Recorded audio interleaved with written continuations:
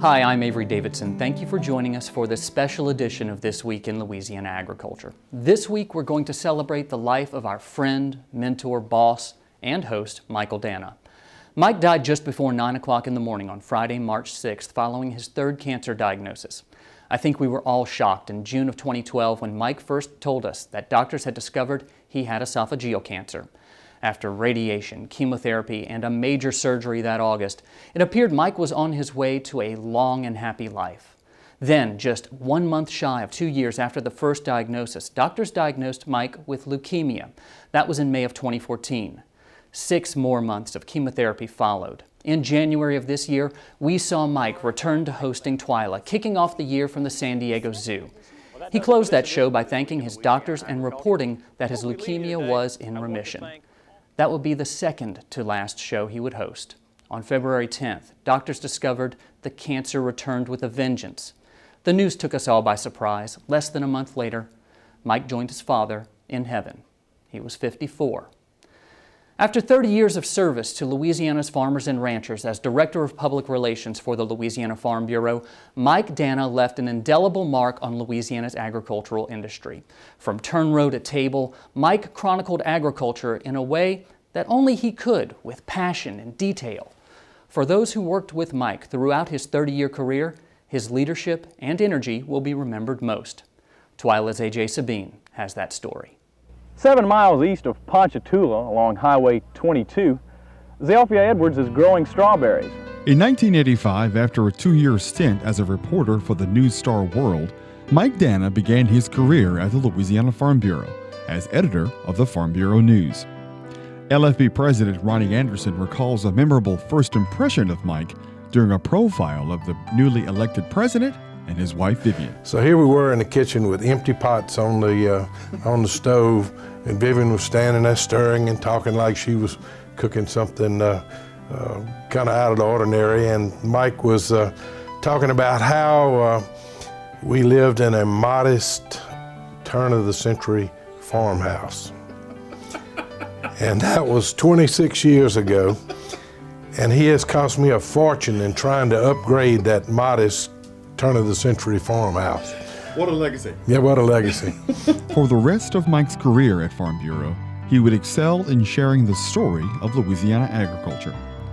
Louisiana Commissioner of Ag and Forestry, Dr. Mike Strain, recalls Mike's leadership from the time Strain got his start on the Louisiana Farm Bureau Board of Directors. When you look at what Mike has brought, both as a friend, as a colleague, first thing you got to think about when you think about Mike is that larger-than-life presence, that great big smile, and that strong, positive attitude, and such great enthusiasm and excitement about agriculture, forestry, aquaculture, and the people. And when he talks about, TWILA and This Week in Louisiana Agriculture, and all the different things, you have to think about Mike. Mike Danna shared his enthusiasm and excitement for agriculture with everyone he met. Louisiana Farm Bureau Assistant to the President and close friend Jim Monroe defines Mike's 30-year career. Mike loved to tell stories, and he was really, really good at it. And he loved the farmers and ranchers of Louisiana, and he loved to tell their story. Telling the story of agriculture took Mike all over the world to 15 countries on 4 continents. Possessing a voracious appetite for information, Mike used his skill to advance an industry he loved. Farm Bureau President Ronnie Anderson describes Mike as the epitome of how the Farm Bureau family works. One of the things last thing that he told me years ago, he said that he wanted to write my farewell and document my achievements as Farm Bureau President when I retired. And he even said that he would write my obituary.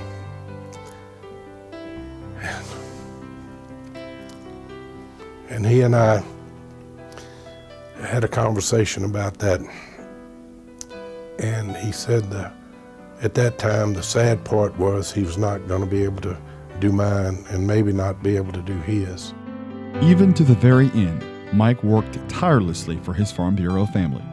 Jim Monroe says that leadership will be Mike's enduring legacy. He was a great leader. He had really high expectations for himself, and he expected that of others.